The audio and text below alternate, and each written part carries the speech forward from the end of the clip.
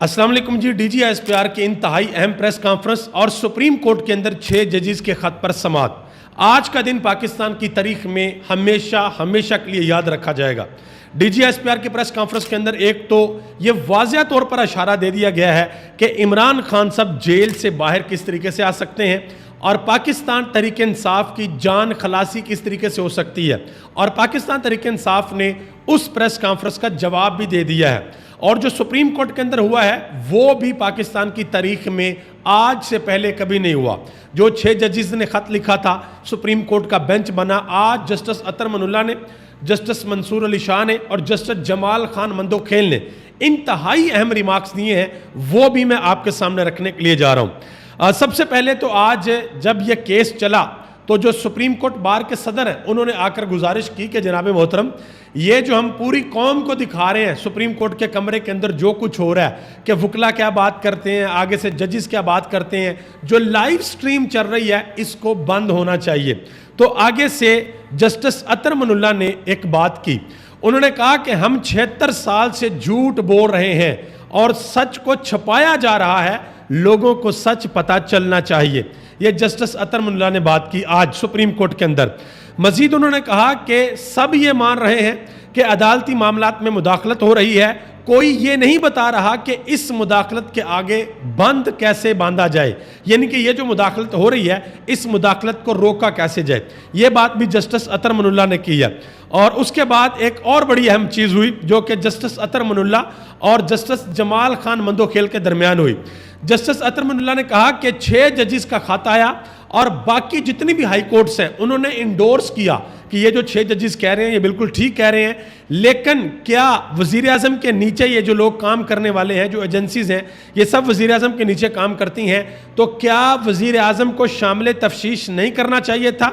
क्या इन लोगों को सज़ा नहीं मिल जानी चाहिए थी? तो आगे से जस्टिस जमाल खान मंदोखेल ने कहा कि अगर मेरे बच्चे ने एक शीशा तोड़ा हो तो मैं ये कहूं कि मेरा इससे कोई तल्लक नहीं, तो मेरा इससे तल्लक है। उन्होंने कहा कि वज़ीर आज़म को अपने बच्चों का हिसाब देना होगा, वो बरीउज़्ज़मान नहीं हो सकते। यानी कि वो लोग, वो एजेंसीज़, वो अदारे जो वज़ीर आज़म के नीचे काम करते हैं, अगर 6 जजेस खत लिखकर ये कहते हैं कि वो लोग हमारे काम के अंदर मुदाखलत करते हैं तो वज़ीर आज़म को इसका हिसाब देना होगा। तो हो सकता है कि आने वाले दिनों में आपको वज़ीर आज़म भी सुप्रीम कोर्ट के अंदर पेश होते हुए नजर आए इस केस के अंदर। जस्टिस मंसूर अली शाह ने बड़ी अहम बात की। उन्होंने कहा, वकील को कहा, उन्होंने कहा कि जब भी आप लोगों के खिलाफ कुछ भी होता है तो आप सारे के सारे वकला इकट्ठे हो जाते हैं हमारे खिलाफ, तो हम भी ये चाहते हैं कि एक ऐसा प्रोसेस बनाया जाए कि जब किसी जज को डराने की, धमकाने की, अंडर प्रेशर करने की कोशिश की जाए तो सारे के सारे जजेस इकट्ठे हो जाए।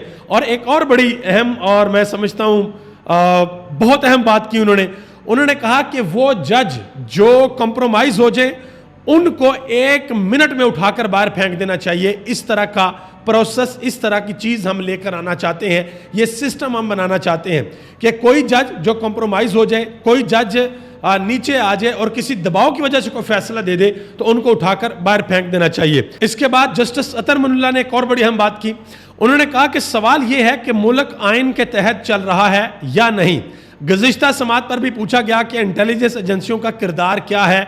अदलिया में मुदाखलत का मतलब तस्लीम करने का मतलब है कि मुल्क आइन के मुताबिक नहीं चल रहा। यह जस्टिस अतर मनुल्लाह ने बात की है।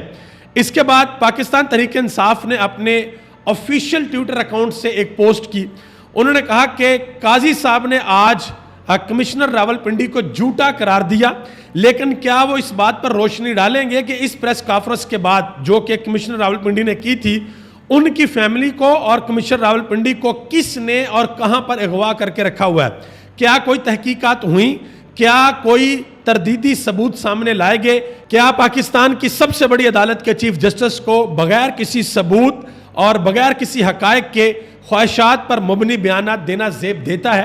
ये उन्होंने चीफ जस्टिस से सवाल पूछा है। और एक रिपोर्टर हैं फ़हीम अख्तर मलक जो कि कोर्ट को रिकवर करते हैं, उन्होंने आज एक ट्वीट किया।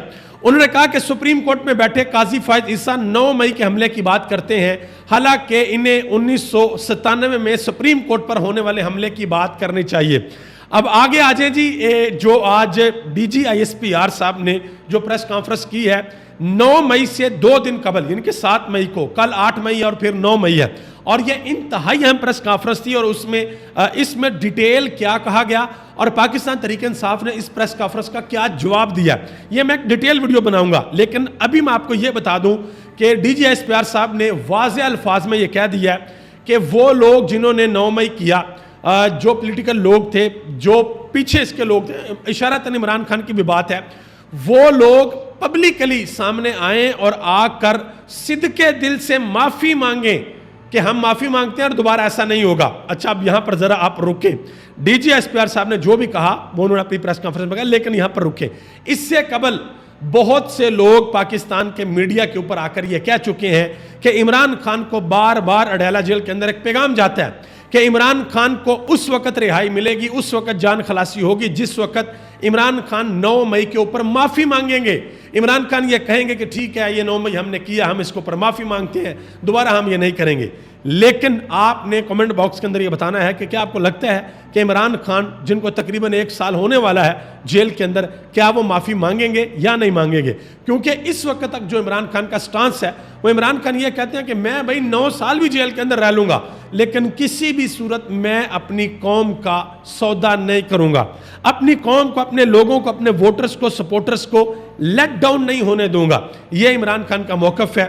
اب آج کے پریس کانفرنس کے بعد ایک چیز تو بھائی بڑی واضح ہو گئی ہے، بہت سے لوگوں نے کہا تھا کہ جی باتیں شاتیں ہو رہی ہیں، چل رہے ہیں معاملات، عمران خان کمپرومائز کر لے گا، ڈیل ہو جائے گی۔ تو آج کی پریس کا پہلے تو عمران خان کے بیانات آتے تھے نا کہ جی وہ آرمی چیف کا ڈائریکٹلی نام لے لیا، 2 دفعہ آرمی چیف کا ڈائریکٹلی نام لیا۔ آج تو جو پریس کانفرنس ہوئی، اور یہ ظاہری بات ہے یہ پاکستان آرمی کی جانب سے پریس کانفرنس تھی، تو آج آپ دونوں کو دیکھ لیں بھائی، وہ بالکل اس طریقے سے سین ہے، کوئی مذاکرات والی بات نہیں ہے، اور D G S P R نے یہ بھی کہہ دیا کہ فوج سے بات چیت کرنا کوئی زیب نہیں دیتا، سیاسی جماعتیں آپس میں بات چیت کرتی ہیں۔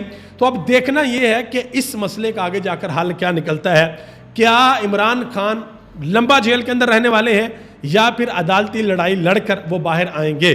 بہرحال پاکستان تحریک انصاف نے اس کے اوپر بڑا شدت سے جواب دیا ہے، اس کی ایک کمپلیٹ ویڈیو بناؤں گا اور انشاءاللہ آپ لوگوں کو ضرور دکھاؤں گا کہ کس نے کیا کیا کہا ہے، اور D G S P R صاحب سے پریس کانفرنس کے اندر کیا کیا سوالات پوچھے گئے اور انہوں نے کیا کیا جوابات دیے ہیں، اور D G S P R کے جواب کے بعد پاکستان تحریک انصاف نے اس کا کیا رد عمل دیا ہے اپنے ٹویٹر ہینڈل سے بھی اور پریس کانفرنس کے اندر بھی۔ آپ سب کا بہت بہت شکریہ۔ پاکستان زندہ باد، پاکستان کے عوام اور پاکستان کے ادارے پائندہ باد۔